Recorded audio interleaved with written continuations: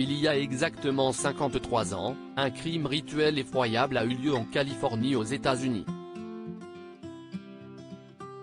Les années ont passé mais l'horreur de la tuerie est intacte. Il s'agit des meurtres sauvages de 5 personnes dans la maison située au 10050 Cielo Drive à Los Angeles par les membres de la secte de Charles Manson. L'une des victimes est celle qui était à l'époque l'épouse du cinéaste Roman Polanski, Sharon Tate. Mannequin et actrice en vue, elle était enceinte de 8 mois lorsque l'horrible drame a eu lieu. Tout semblait réussir à la jeune et sublime Sharon Tate, originaire de Dallas au Texas et âgée de 26 ans. Remarquée à Hollywood, elle est placée par le producteur Martin Ransoff pour le film que prépare Roman Polanski, Le bal des vampires, car la jeune femme est sous contrat avec la société de production.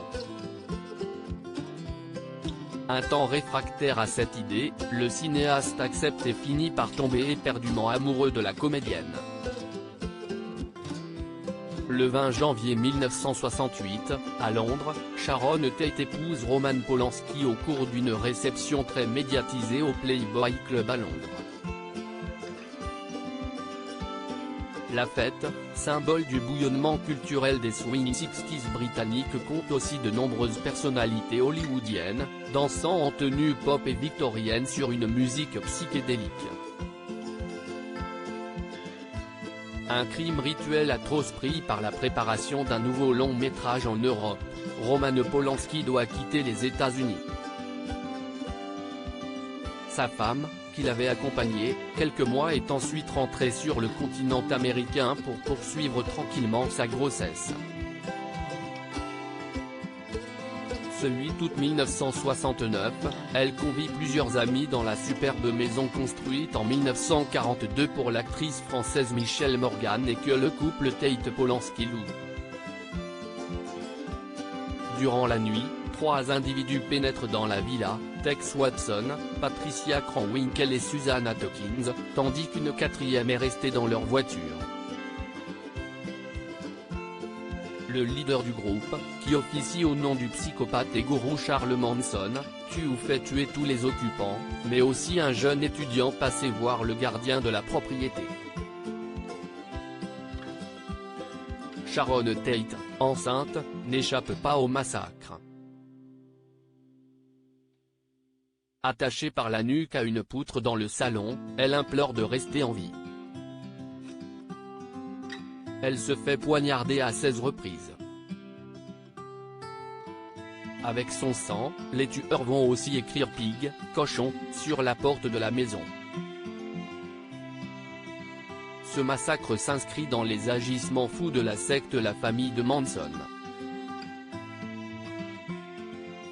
Il avait ordonné à ses disciples de tuer au hasard les habitants de quartiers chics et blancs de Los Angeles pour provoquer le chaos dans le pays. Présenté lors de son long procès comme un fou solitaire doté d'une capacité de persuasion impressionnante, Charles Manson, qui n'a jamais manifesté aucun repentir, sera condamné en 1971 à la peine de mort aux côtés de 4 de ses disciples. Les peines seront commuées en prison à vie. Tragédie personnelle, traumatisme américain. Roman Polanski restera traumatisé à vie par cette tragédie, qualifiant Sharon Tate d'amour de sa vie. Lors de l'annonce de la mort de Charles Manson en 2017, il n'avait pas pu réagir, laissant son avocat s'exprimer pour lui.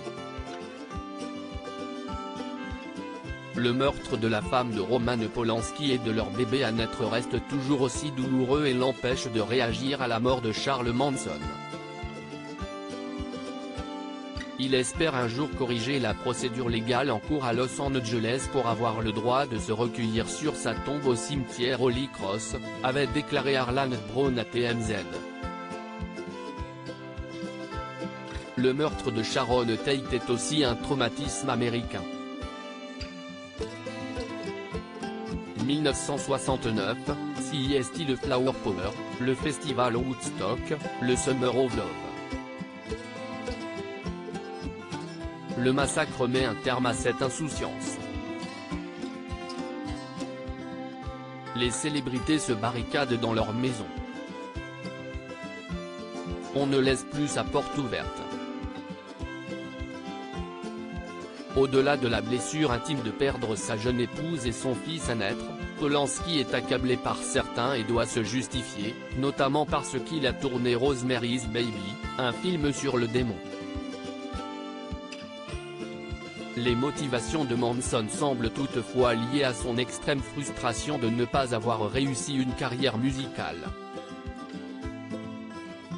Il avait tenté, en vain, de signer un contrat d'enregistrement avec le producteur de disques Terry Melcher, qui avait précédemment loué la maison où a eu lieu le crime atroce.